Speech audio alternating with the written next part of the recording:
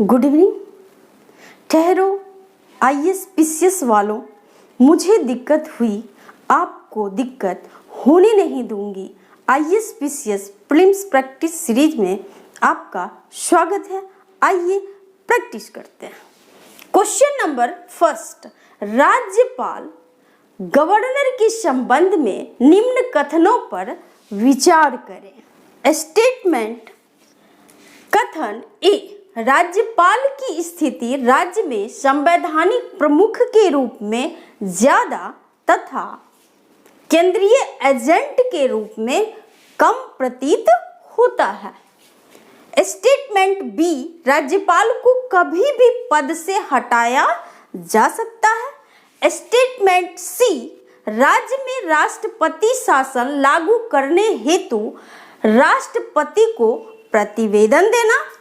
Statement D, राज्य विधानमंडल द्वारा पारित किसी विधेयक को राष्ट्रपति के अनुमोदन हेतु आरक्षित रखना। उपरोक्त में से कौन सा ऑब्लिक से कथन सत्य है ऑब्लिक है? Option number first A, B एवं C. Option number second B, C एवं D. Option number third A, B एवं D and option number fourth A, C एवं डी। हमारा सही आंसर होगा option number second. Statement B, C एवं statement D correct है, सही है, और स्टेटमेंट ए रॉन्ग है, असत्य है। तो क्यों? आइए बात करते हैं। मैं आपको बता दूं कि संविधान के आर्टिकल 153 के अनुसार राज्य का संवैधानिक प्रमुख राज्यपाल होता है और राज्यपाल यानी गवर्नर की नियुक्ति आर्टिकल 155 के अनुसार राष्ट्रपति के द्वारा की जाती है और अनुच्छेद 156 के अनुसार राष्ट्रपति के प्रसाद पर्यंत राज्यपाल गवर्नर अपना पद धारण करता है, यानी राष्ट्रपति जब चाहे राज्यपाल को उसके पद से हटा सकता है। मैं आपको बता दूं कि राष्ट्रपति के द्वारा राज्यपाल को जो पद से हटाया जाता है वह मंत्री परिषद की सलाह पर संघ यानी केंद्र का संवैधानिक प्रमुख कौन होता है? तो राष्ट्रपति। आपको ध्यान में रखना है। राज्यपाल की पदावधि के संबंध में कोई गारंटी नहीं है कि इसे कब केंद्र द्वारा हटाया जा सकता है, यानी केंद्र जब चाहे तब इसे हटा सकती है, खास करके तब जब राज्य में केंद्र के विपक्षी दल की सरकार बनती है।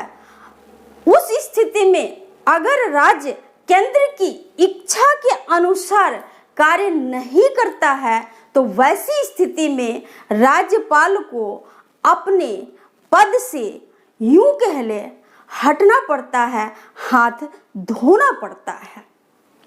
राज्यपाल की पदावधि के संबंध में, पदच्युति के संबंध में विभिन्न आयोग जैसे कि राजमन्नार आयोग, सरकारिया आयोग के द्वारा भिन्न भिन्न सुझाव दिए गए।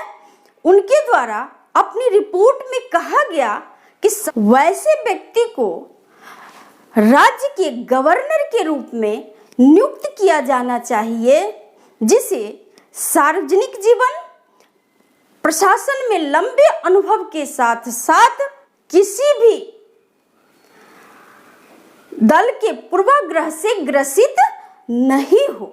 जिस तरह से राष्ट्रपति को विशेष बहुमत के द्वारा महाभियोग प्रक्रिया से हटाया जाता है, उसी प्रकार राज्यपाल की पदच्युति के संबंध में भी युक्ति संगत प्रक्रिया को अपनाई जानी चाहिए। किसी भी दुर्भावना से ग्रसित होकर के राज्यपाल की नियुक्ति नहीं करनी चाहिए। और आज राज्यपाल की पदावधि, पदच्युति और उसके कार्य प्रणाली को लेकर के विभिन्न आलोचकों के द्वारा यह कहा जा रहा है कि राज्यपाल जो है केंद्र के एजेंट के रूप में काम करता है।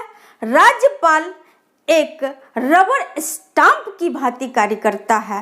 राज्य में राष्ट्रपति शासन लागू करने हेतु राष्ट्रपति को प्रतिवेदन देना तथा राज्य विधानमंडल के द्वारा पारित किसी भी विधेयक को राष्ट्रपति के अनुमोदन के लिए आरक्षित रखना, इस प्रकार का अधिकार राज्यपाल का विवेकाधिकार है। ये आपको ध्यान में रखना है।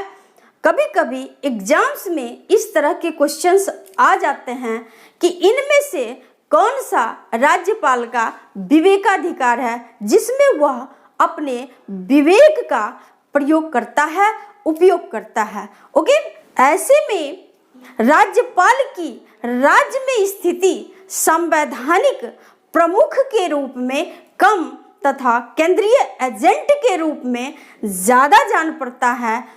Next question number 2,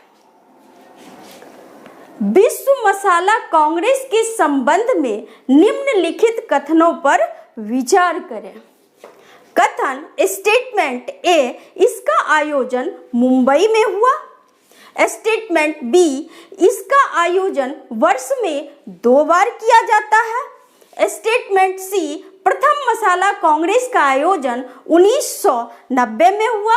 statement D, 14वां विश्व मसाला कांग्रेस का थीम विजन 2023 स्पाइसेस था।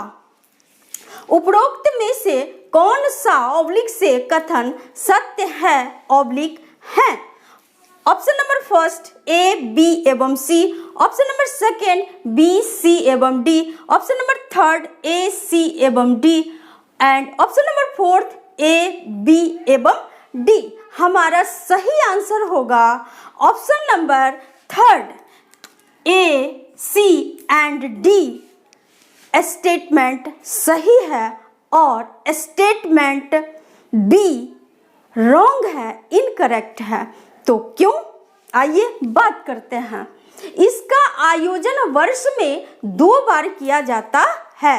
नहीं, आपको ध्यान में रखना है कि विश्व मसाला कांग्रेस का आयोजन 2 वर्ष के अंतराल पर किया जाता है। ओके, आज के लिए इतना ही। थैंक यू, धन्यवाद।